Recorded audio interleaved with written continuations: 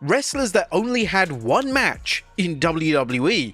Cain Velasquez. A Kofi Mania resulted in one of the most celebrated and acclaimed stories in WWE history. The story revolved around Kofi Kingston and his quest to become WWE Champion. Whilst the execution of the storyline could have been a little bit better, the way it ended left a lot to be desired. WWE would announce that Brock Lesnar would challenge Kingston on SmackDown in October 2019, and when this match was first announced, fans expected Kingston to drop the title. However, nobody could have predicted what WWE had in store. In one of the most controversial booking moves of the past decade, WWE would have Lesnar squash Kingston in seconds to win the WWE title. This was a total spit in the face to everyone who had invested their time and money into the Kingston story arc, and there was a ton of sympathy directed towards Kingston as WWE just made him look like an utter joke. To make things worse, following Kingston's dramatic loss, WWE would debut former UFC fighter Cain Velasquez. WWE firmly believed that a feud between Lesnar and Velasquez was going to be their next big feud in the company, but Vince McMahon vastly underestimated the fan interest in the former UFC name. Nobody wanted to see the match, and nobody was interested in seeing this UFC talent suddenly become a main eventer in WWE at the expense of the beloved Kingston. Velasquez's only pay-per-view match will come at the Crown Jewel event, as he would challenge Lesnar for the WWE title. He would be outright squashed within a matter of minutes, making the entire thing a complete waste of time.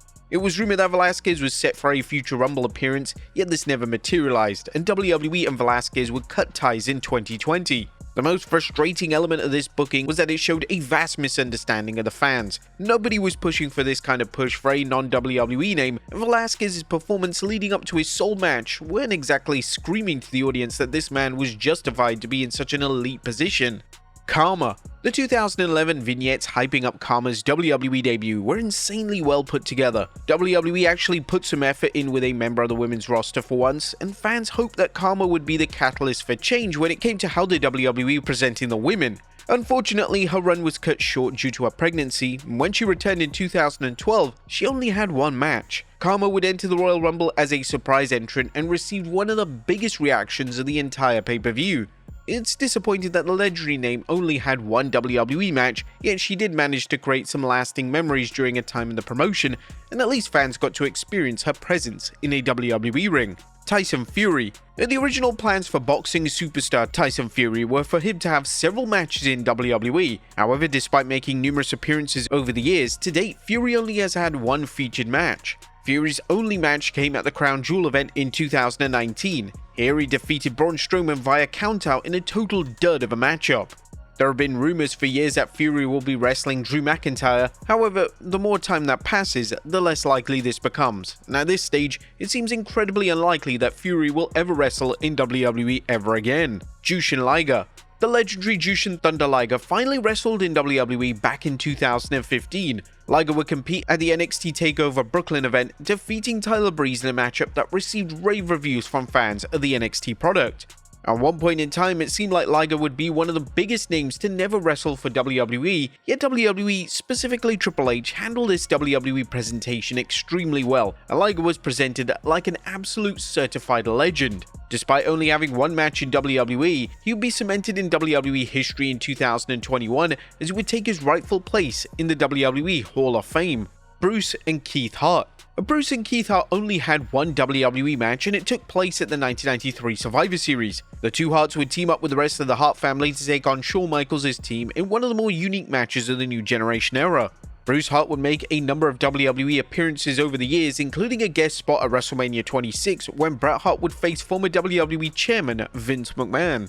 Francine. Francine was considered as the Queen of Extreme. However, when she got to WWE, she realized rather quickly that she wasn't going to be presented in the manner she expected. During a brief WWE run, Francine would have just only one match, and it was barely a match. Francine would wrestle in a 1-minute catfight against Ariel, and the match quite rightly was heavily panned by fans. Francine eventually asked for a WWE release, citing a disappointment with her booking, as well as the fact that she was only signed to compete in bikini contests. Sunny. Even though Sunny was marketed as the first WWE diva, she only had one match in WWE. Years after Sunny left the company, she returned to the company for one night only at WrestleMania 25. Sunny would compete in the infamous Miss WrestleMania Battle Royal, and it was a total failure, as it was hard to even know that Sunny was even in the match. All the women would come out as a collective unit, and the ring was so crowded that nobody other than a final few women were able to stand out in a positive way. Mikey Whipwreck. When ECW invaded WWE in early 1997, the aim was to generate buzz in the ECW product, as well as freshen up the WWE television product. Numerous ECW legends wrestled on Raw during this time, including Mikey Whipwreck, who had his first and only WWE match against Taz. The match itself was basically a squash, but it was nice to see the one-time ECW World Champion compete in a WWE ring. Super Ninja. A Super Ninja was a character portrayed by Rip Oliver, and the Super Ninja only had a total of one single match for WWE.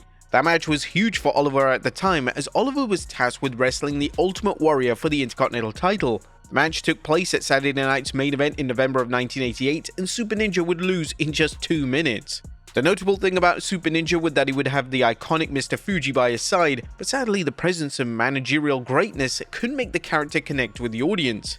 Mil Mascares. WWE Hall of Famer Mil Mascares has only competed in one single WWE match, and this took place at the '97 Royal Rumble. Mascares would compete in the annual matchup, and the most interesting thing about his appearance was that he eliminated himself, and the story goes that he wouldn't have agreed to be eliminated by a fellow wrestler. Buff Bagwell. Initially, WWE were of the belief that Buff Bagwell was going to be a major player for them following the WCW buyout. Bagwell had a decent run in WCW, and to his credit, he was over with the crowd and knew how to get a reaction. Ultimately, his WWE run was a total bust, as Bagwell would just end up having one match on television. The match was when Raw turned into WCW Nitro, and it was main evented by Bagwell vs Booker T in one of the worst matches in Raw history. Outside of the abysmal match against Booker T, Bagwell hadn't exactly become Mr. Popular backstage, and he'd rubbed pretty much everyone the wrong way. Bagwell's behavior was so poor that he was cut from his WWE contract, and this is what Jim Ross had to say on his podcast on why Bagwell was cut only after one match. Buff had a higher opinion of his work than Vince did, and I became the bad guy because I become the middleman that delivers the bad news or the good news at times. But I didn't hold any animosity to this day on Mark Bagwell whatsoever. I saw where he had a car wreck. I think it was involving drinking maybe. He just wasn't a good fit, Conrad, and that partying lifestyle. We're trying to distance ourselves from that if we could. And again, Vince didn't see the money in Mark, that Mark saw in himself. So I can only deal with the hand that's dealt with me when I'm told this kid's not going to get it. I want you to let him go. Bagwell's potential WWE run will always be a what-if scenario, and it's a shame that Bagwell's behavior hindered his longevity in the company. And Nicholas. Advertised for WrestleMania 34 was a Raw Tag Team title match pitting The Bar versus Braun Strowman and a mystery name. Now, during the WrestleMania weekend, there was rampant speculation in relation to who this name was going to be, and there were even rumors that it could even be a returning Bobby Lashley. Unfortunately for those hoping for a returning star, they were left massively disappointed when it was revealed to be Nicholas, a literal child who was in the attendance. Nicholas was the son of a WWE referee, and although this was a nice gesture, was WrestleMania really the place to deliver such a controversial plot twist? Naturally, Nicholas didn't take part in any physicality, and Strowman would pick up the win, winning the tag titles in the process. Due to Nicholas being a child, the tag titles were forfeited on Raw, and WrestleMania 34 marks, to date, Nicholas's only WWE match ever. But there you have it, folks, wrestlers that only had one match in WWE. Be sure to leave your comments down below, and I'll see you next time with some more wrestling content.